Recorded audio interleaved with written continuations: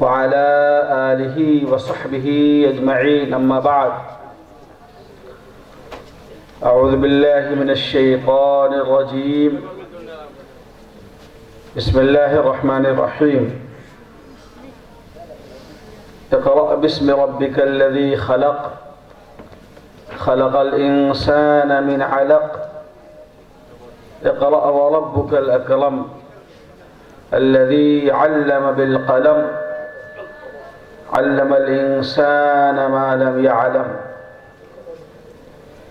صدق اللہ العظیم.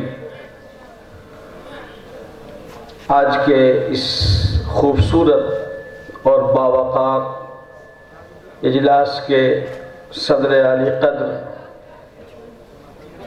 مخدوم گرامی حضرت امیر شریعت دامت برکاتہم العالیہ اسٹیج پر تشریف فرما معتبر اور مستند حضرات علماء کرام، بزرگان محترم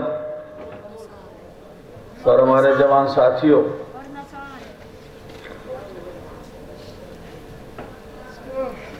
اللہ کے فضل و کرم سے آج کے اس اجلاس میں حاضری ہوئی جناب حضرت مولانا معین اللہ نعمانی صاحب کی محبت اور ان کی دعوت پر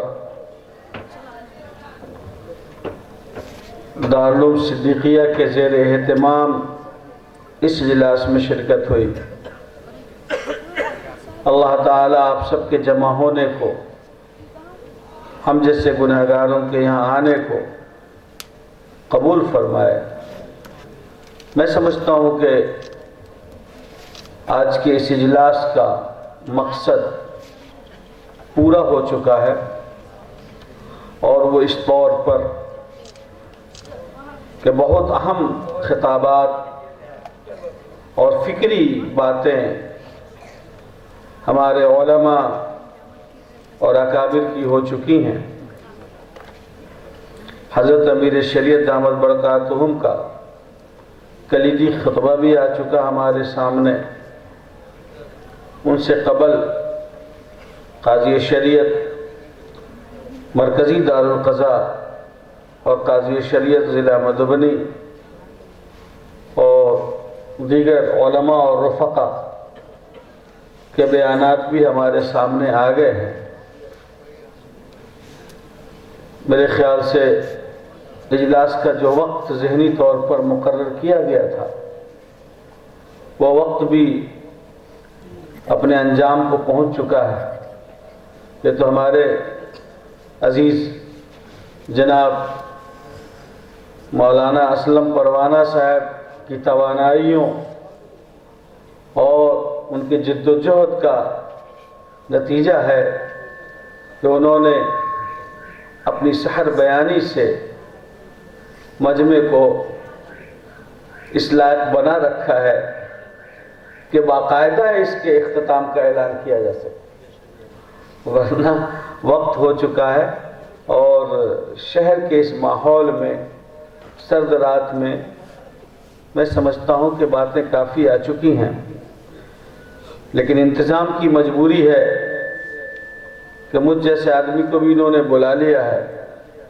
باتیں جو بھی ہوئی ہیں بہت اچھی ہوئی ہیں.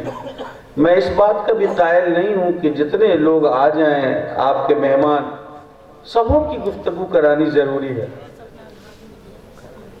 ایسا کوئی ضروری نہیں. چند لوگوں کی بات اگر بہت اچھی ہو جاتی ہے اور مسئلے کا حل نکل آتا ہے تو بہت سارے حضرات کا آپ کی آبادی میں آ جانا یہی بڑی بات ہے کہ تشریف لے آئے. اب سبوں کی تقریر ہو یہ انتظام کے لیے بھی بہت دشواری کی بات ہے اور عوام کے لیے پریشان کن ہے. اس لیے اصولی طور پر جو باتیں ہو چکی ہیں وہ کافی ہیں. اس لیے میرے خیال سے آئندہ منتظمین بھی اس زحمت کا التزام نہ کریں کہ جتنے لوگ آئے ہیں سبوں کی تقریر کروانی ہی ہیں ایسا کوئی ضروری نہیں ہے. مجھ جیسا مہمان اس بات میں یقیناً دل سے کہہ رہا ہوں کہ خوش ہیں کہ آپ کو موقع ملا گفتگو کروا دیجئے. نہیں موقع ملا، حاضری ہو گئی، لوگوں کو معلوم ہے کہ ہم آپ کے ہاں حاضر ہیں، کافی ہے. تو جب میں آ ہی گیا ہوں آپ کے سامنے تو 2-4 منٹ میں صرف 3 پیغام دینا چاہتا ہوں. پہلی بات تو یہ ہے، غور سے سنیں آپ. اس ملک میں جو نفرتوں کی تجارت کا سلسلہ ہے بڑے پیمانے پر،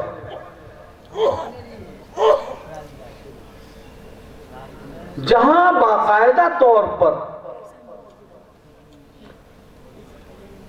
خاص کمیونٹی کو نیچا دکھلا کر مذہب کے نام پر، تہذیب کے نام پر ملک کو بانٹنے کی کوشش کی جا رہی ہے اور اپنے تمام عیبوں کو چھپانے کی کوشش کی جا رہی ہے بڑے پیمانے پر. ہماری ذمہ داری بنتی ہے کہ ہم نفرت کے اس طوفان کو اپنی حکمت کے ساتھ، دانائی کے ساتھ، فراست ایمانی کے ساتھ، دور اندیشی کے ساتھ روک دیں اور ایسے طوفان کے سامنے بھی ہم محبت کا دیا روشن کر کے دکھائیں. یہی ہمارا امتیاز رہا ہے اور یہی کام اس وقت ہمیں کرنا ہے. اور وہ اس طرح تمام تر نفرتوں کا خاتمہ صرف اور صرف ایجوکیشن کے اسلحہ سے ہوگا. تعلیم اور شکشا سے ہوگا. اس کے بغیر کوئی چارہ نہیں ہے اس ملک میں. مسلمان اگر چاہتے ہیں کہ پوزیشن بنا کر رہیں، مسلمان اگر چاہتے ہیں کہ عزت و وقار کے ساتھ اس ملک میں باقی رہیں، مسلمان اگر چاہتے ہیں کہ ان کی نسل ایمان کے ساتھ اور آقا صلی اللہ علیہ وسلم کے کلمہ اور اسلامی ترانہ کے ساتھ اس ملک میں باقی رہیں، ایک ایک شخص اپنے لیے جینے اور مرنے کا ایشو بنا لے، ہر حال میں اپنے بچوں کو پہلے قرآن پڑھائے اور اس کے بعد اعلیٰ تعلیم سے اس کو مالا مال کر دے. اس ملک سے نفرتوں کا خاتمہ ہو کر یہی ٹینڈنسی اور یہی پالیسی ہونی چاہیے. اس کے علاوہ کوئی چارہ کار نہیں. جس بڑے پیمانے پر نفرتوں کی کھیتیاں کی جا رہی ہیں اور مذہب کے نام پر اس ملک میں ایک گروہ کو دوسرے گروہ اور ایک فرقے کو دوسرے فرقے سے لڑانے کی کوشش کی جا رہی ہے اور مذہبی جذبات کو چھیڑنے کی کوشش کی جا رہی ہے. مسلمانوں پر لازم ہے کہ تمام تر چیزوں سے بالکل کنارہ کش ہو کر کے فوکس کریں اور وہ ٹارگٹ کریں کہ آنے والے 10 سال تک ہمارا ٹارگٹ ہوگا ایجوکیشن کا ٹارگٹ، تعلیم کا ٹارگٹ. ہم اپنے بچوں کو اعلیٰ تعلیم سے آراستہ کر دیں گے اور ملک کے ان تمام گلیوں اور چوراہوں اور ان تمام جگہوں پر رکھوا دیں گے جہاں سے نفرتوں کی آبیاری کی جاتی ہے اور جہاں نفرت کی تخم ریزی کی جاتی ہے. مسئلہ حل ہے. اور میں اندرا ٹھاری کی اس حساس سرزمین پر علیہ اعلان کہتا ہوں نوجوانوں کو اور دوستوں کو کہ آپ ٹارگٹ کرو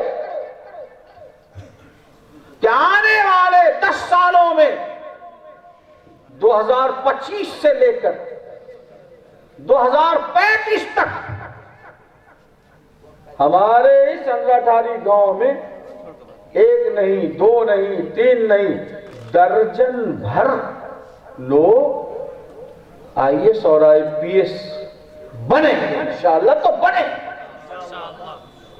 ہماری اس آبادی میں کم از کم درجن بھر لوگ لائر بنیں گے جو ہائی کورٹ اور سپریم کورٹ تک وکالت کریں اور اپنے مسائل کا ایکسپلائنیشن خود سے کریں اور خود سے اپنے مرض کا حل نکالیں اور وہ اپنی وکالت کر کے ملک میں صحیح انصاف کو قائم کرنے میں مددگار بن سکیں۔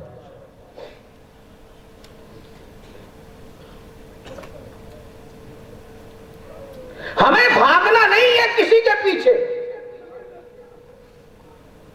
گورنمنٹ کس کی بن رہی ہے؟ شیو سینا کی بنے، بی جے پی کی بنے، کانگریس کی بنے، جدیو کی بنے، راجد کی بنے، اس کی بنے، دلی میں سرکار کیجریوال کی بنے، نہ بنے، اپنے کو اس سے مطلب ہونا ہے کہ ہمارا بچہ کیا بنے گا، یہ طے ہم کو کرنا ہے۔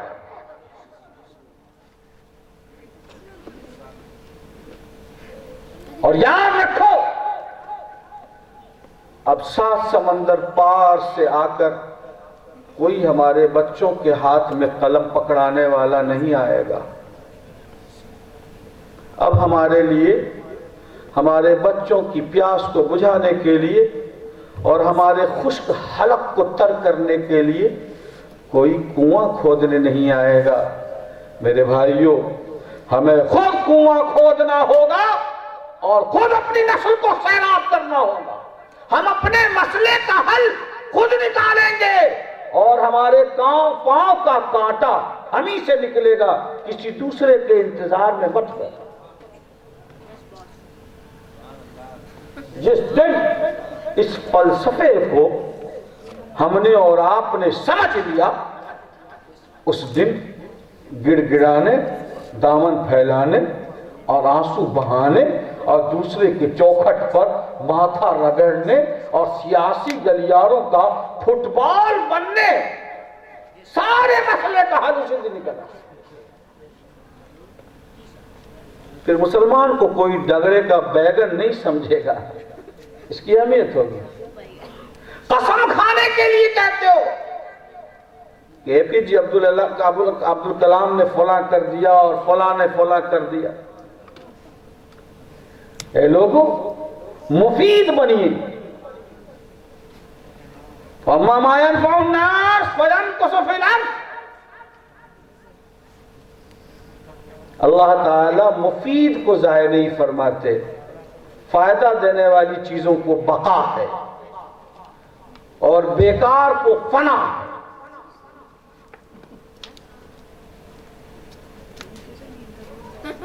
کیلے کا درخت ہے، ایک بار کیلا آیا، اس میں کیلا کا گھور کٹا، پھر اس پودے کو کوئی باقی نہیں رکھتا، اس کا تنا اس کو کاٹ کر کے کلیئر کیا جاتا ہے۔ لیکن آم کا درخت وہ ہر سال پھل دیتا ہے اور آئندہ بھی پھل دینے کی امید ہے، اس لیے اس کو کوئی نہیں کاٹتا۔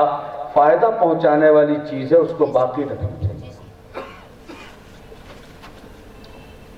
میں نے وعدہ کیا کہ میں تقریر نہیں کروں گا۔ پیغام کا خلاصہ یہ ہے کہ اپنی تعلیم کے انتہا کو ٹیچنگ تک محدود مت کرو۔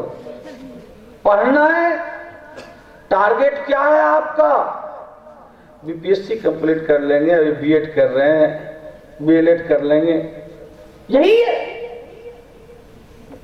بس، اس کے آگے کچھ نہیں ہے۔ 100 نوجوان ہیں جو اس محلے سے میٹریکولیشن کا ایگزام دینے والے ہیں، کمی کہہ رہا ہوں میں، اس سال۔ ٹارگٹ کیا ہے ان کا؟ کیا بنو گے بھیا؟ کچھ نہیں۔ کیا انٹر کرنے کے بعد کسی ہوٹل میں مینیجر بننا ہے؟ کیا آئی ٹی آئی کرنا ہے؟ کیا کہیں فلاں جگہ لگ جانا ہے کام پہ؟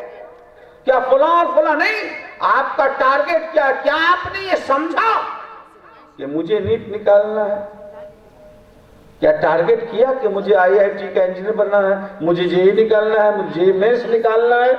کیا ٹارگٹ کیا آپ نے کہ مجھے بی پی ایس سی کی تیاری کرنی ہے، یو پی ایس سی کی تیاری کرنی ہے؟ چلنا ہے وہاں تک۔ کسی کے باپ کی جاگیر نہیں ہے۔ جو پڑھے گا وہ بڑھے گا، جو محنت کرے گا وہ پائے گا۔ یہ اللہ نے سسٹم بنا رکھا ہے۔ اگر آپ طے کرو گے کہ مجھے اس منزل تک پہنچنا ہے تو منزل آپ کے قدموں تک آئے گی۔ منزل سے آگے بڑھ کر منزل تلاش کر، مل جائے تجھ کو دریا تو سمندر تلاش کر۔ ہر شیشہ ٹوٹ جاتا ہے، پتھر کے چوٹ سے پتھر ہی ٹوٹ جائے، وہ شیشہ تلاش کر۔ سجدوں سے تیرے کیا ہوا؟ صدیاں گزر گئیں، دنیا تیری بدل دے وہ سجدہ تلاش کر۔